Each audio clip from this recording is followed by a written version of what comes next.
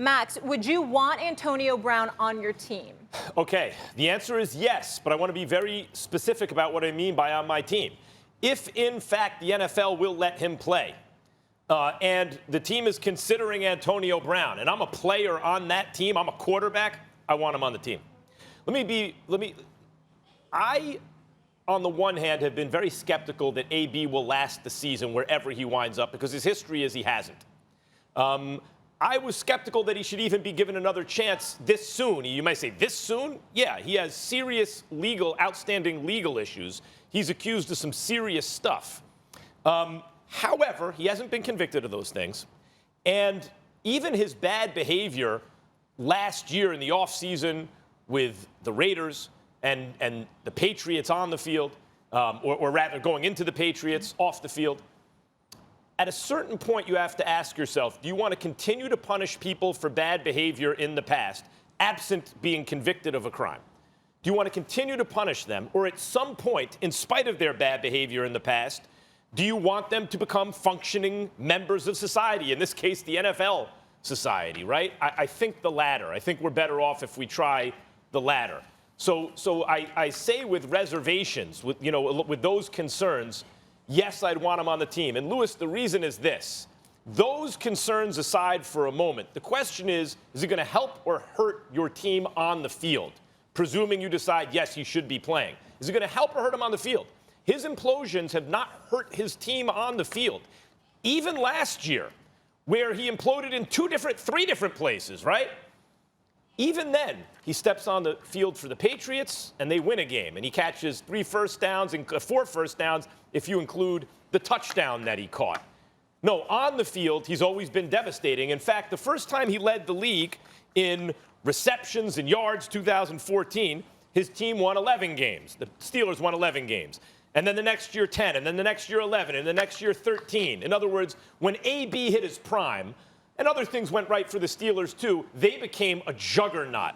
He is that special a receiver. When I think of the greatest receivers I've seen, or the best, the most consistently excellent, there's Jerry Rice. He's the gold standard.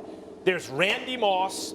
And I think Antonio Brown has a case that in his prime, he should be in that category. And, Louis, when last seen on the field, he's in his prime. Yes, on the field, I think he helps your team.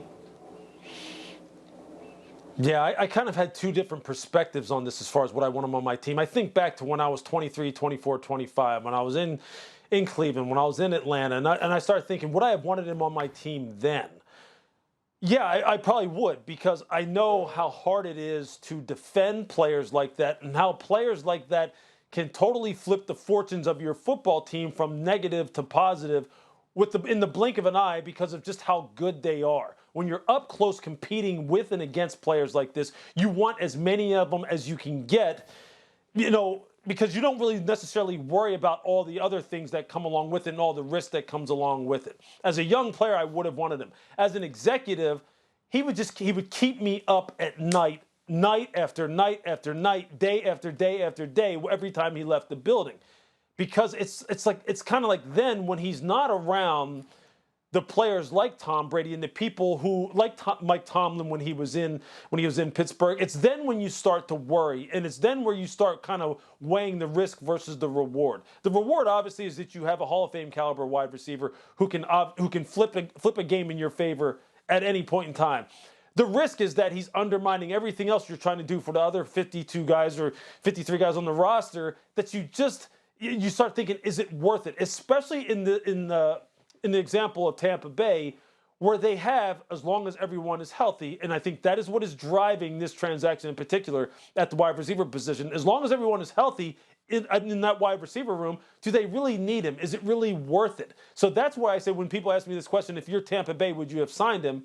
If I didn't have any injury concerns, if Chris Godwin hadn't fractured his finger, if Mike Evans hadn't missed time, if Scotty Miller hadn't missed time, or rather, if these guys weren't people who I was worried about, then no, I wouldn't have signed him. But Bruce Arians himself said, look, I owe it to this football team to make sure I have the best possible players on this team and make sure I go out and investigate anyone who could help us win football games. Because make no mistake about it, they're trying to win a Super Bowl. So I think from a front office perspective, I'd be worried. From a teammate perspective, especially my younger self, I probably would have wanted him on the team.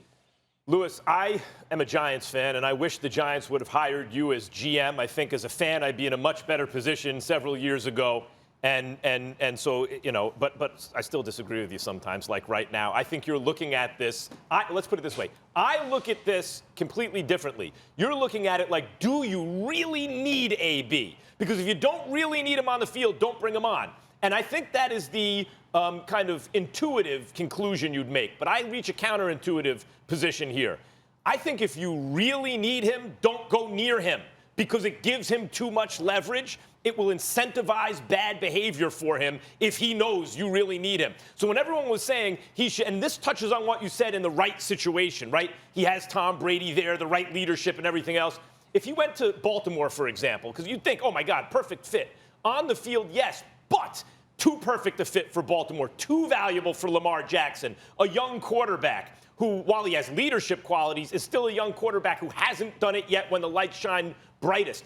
And AB would be pivotal on that team, and it would give him a lot of power, and all of a sudden the kind of constraints that are on his behavior now, damn, I left a lot of money on the table. You know, my biological clock is ticking. Like, how many more years am I going to be in position to do this and make some money that sets me up for the rest of my life? Because it's not like in his off time where he thought he was bigger than football. He wrote a play or a novel or you know, like recorded an album that everyone liked, right? He didn't organize in the community in some way that he's not. No, he's a football player.